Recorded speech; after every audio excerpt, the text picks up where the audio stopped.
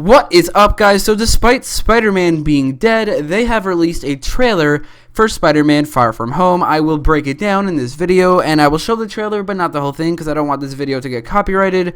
So I will show basically all the good parts. Basically, when it starts getting good, I will show the trailer and then break it down. Awesome! You got gifts, Parker, but you have a job to do. Are you going to step up or not?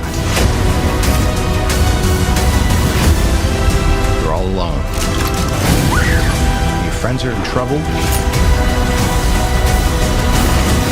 What are you going to do about it?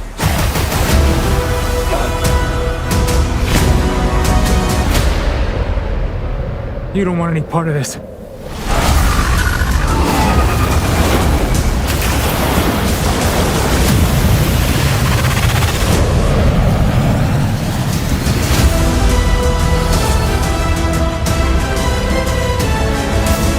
So the trailer begins showing Spider-Man at a homeless support shelter, which is probably where the movie will begin, with Aunt May there as well. I like how they did the thing here where Aunt May knows his identity. Obviously, she knew at the end of Homecoming, and I like how they're doing that in this movie. It's not really common for her to know his identity in Spider-Man media. It's usually either she knows but doesn't tell him, or she doesn't know altogether, but I like how they're doing it differently here, and how they're doing it here, at least in the trailer. We also have another scene where she's flirting with Happy Hogan, and this really came out of nowhere, at least going from Spider-Man Homecoming, where it looked like she was flirting with Tony, and Tony was flirting with her. That was thrown out the window at the end of Homecoming, when it turned out that Tony was back with Pepper, and was actually proposing to Pepper, but it seems like they're doing something different here, and they're putting Happy and Aunt May together, which I don't mind. She doesn't have a love interest in the comics outside of, obviously, Uncle Ben and J. Jonah Jameson's father, which would not work in this universe, so I do think that this could probably turn out to be good. It probably won't take up that much of the movie anyway, so it doesn't really matter that much. So moving on to the rest of the trailer. So we see a shot of Spider-Man swinging through Manhattan, which, correct me if I'm wrong, but I don't think we have ever seen that before. We saw in Civil War he was in Germany, in Homecoming he was mostly in Queens and the suburbs of New York, and then in Infinity War he was in Manhattan a little bit, I'm pretty sure, but we only saw him swinging a little bit, and Spider-Man just swinging through Manhattan is an iconic shot, or an iconic thing in of itself, so this is very cool to see. In the background we also see a building, which I'm gonna guess is the Avengers Tower, and it was bought by somebody in Homecoming, which is almost definitely going to be Osborn. I really hope that the Avengers Tower is changed in this movie, which we see in the background here, into an Osborn Tower, and that could lead into the third movie with a possible Green Goblin or a possible Norman Osborn and Harry Osborn appearing. So we see that Peter is going on a school trip in Europe, which we already obviously knew from a lot of things for a while now. The movie is titled Spider-Man Far From Home, which I'm guessing means this will be the Spider-Man Home trilogy. The third movie will have to have the word home in it, because that if it doesn't, it would be just so, it wouldn't fit at all. But in terms of where he's going specifically, there was a poster that was released exactly the same time as this trailer, showing Spider-Man with a bunch of stickers on his face from various different cities. The cities include Prague, New York, London, Venice, Swiss Alps, Rome, and Berlin. There's another sticker above London to the right, which I can't really place where it is like specifically, but those are the cities that he's going to go to. I'm guessing most of the action will happen in one, maybe two cities. In terms of the trailer, the one we see the most is London and Venice, but we'll see if the movie takes place like largely in the other cities as well. It's also possible he won't go to some of these cities at all, or he will go to cities that are not on this poster. I don't know why they would put these stickers on the poster where he doesn't even go to those cities. That would be very weird, but we'll just have to wait and see for July 5th to find out where he's specifically going.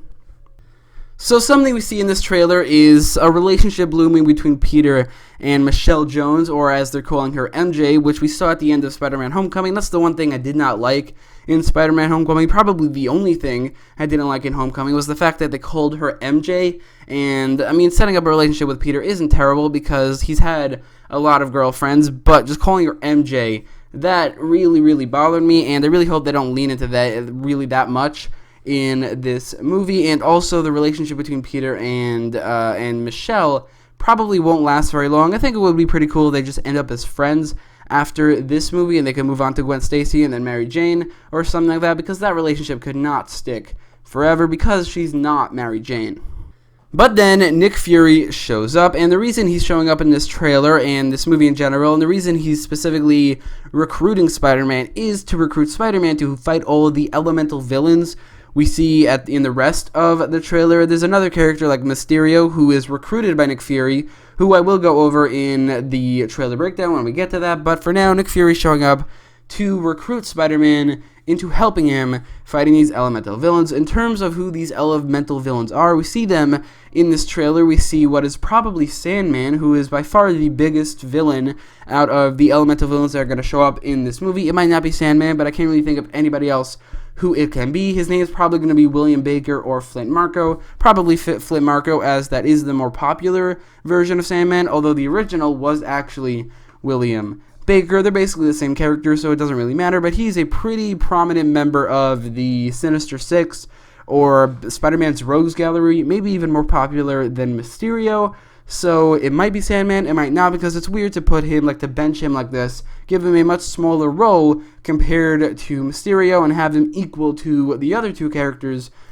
We also see somebody who can turn into fire and lava or something like that. That is probably Molten Man, aka Mark Raxton, who can shoot fireballs out of his hands, and he can turn into fire. He's not a very famous or prominent member of Spider-Man's Rogues Gallery, so the way he's being used in this movie is pretty fitting for the character. The other character we see is a guy who can turn into water. This is probably and almost definitely Hydro Man, aka Morris Bench. Out of the three characters that are showing up in this trailer, this is the one that I'm the most confident about who it is. This is almost definitely Hydro Man, who has the ability to turn into water and control water, basically hydrokinesis. He is also not a very prominent or famous member of the Spider-Man Rogues Gallery, so also the way he's being used in this movie is very fitting.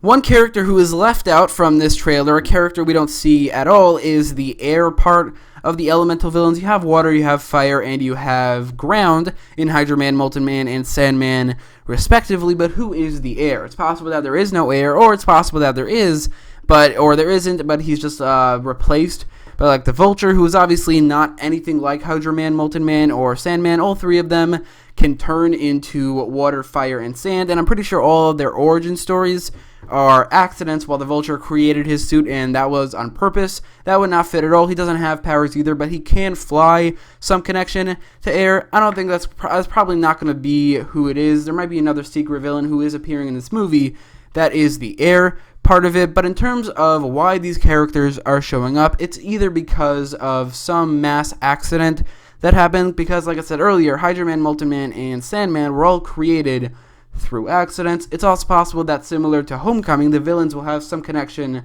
to Avengers Endgame, where the ending of that movie creates these elemental villains. That's possible as well. I would prefer the accident one, as we already have the connection to an Avengers movie, and this would be a lot more comic book accurate, but if this is connected to Endgame, that would be pretty cool as well. But then Mysterio shows up. Mysterio is a guy named Quentin Beck, who will probably be named Quentin Beck in this movie. In the comics, he is a visual effects artist who is not really hired by anyone, so he uses his talents for crime, which isn't a very great origin story. They're probably going to change it here, because here we see he's not a criminal at all. He originally is a hero recruited by Nick Fury in order to fight these elemental villains, similarly to Spider-Man, but in the end he will probably become a villain. Actually, he will definitely become a villain. He is the main villain in Spider-Man Far From Home. In terms of his powers, in the trailer, it does kind of look like Doctor Strange's powers a little bit, but he doesn't have any magic powers. He has the expertise of visual and practical effects, and he uses that in scenes like this to, I guess, fight crime, or in the comics, which is rob banks and commit crimes here and there. Now, I do think it's possible that in this continuity, he modeled the way his quote-unquote powers look after Doctor Strange's powers, because they do look very, very similar. And on top of that, one theory I have for this movie, and this would be an incredible ending to the movie, or an incredible ending to this character, is that Sandman, Molten Man, Hydro Man, whoever the weather manipulating or air manipulating character is in this movie, are all illusions created by Mysterio. His motivation in this would be to create glory for him to become a hero who creates all these villains and becomes a hero and fights them, kind of similar to Syndrome a little bit, and a little bit like Lex Luthor here or there, and both of those guys are pretty great villains. I think Mysterio can use that a little bit. Based off this trailer, it is definitely possible, because what are the chances that 4 villains show up that are the exact elements of earth, water, fire, and air if it's not on purpose? And I think that would be a great ending to this movie. Granted, it would make Sandman not a real character, which would be very unfortunate. I think they could do that for Molten Man and Hydra Man, but not necessarily Sandman. So, although it would work for the most part, it would kind of make Sandman not a real character, which would suck. But even if it does, I wouldn't mind it. I mean, Spider-Man has so many villains that obviously Hydra Man and Molten Man could turn out to be just illusions. But Sandman, even such a major villain like Sandman, I think even him, he can become an illusion, and I honestly wouldn't mind it that much.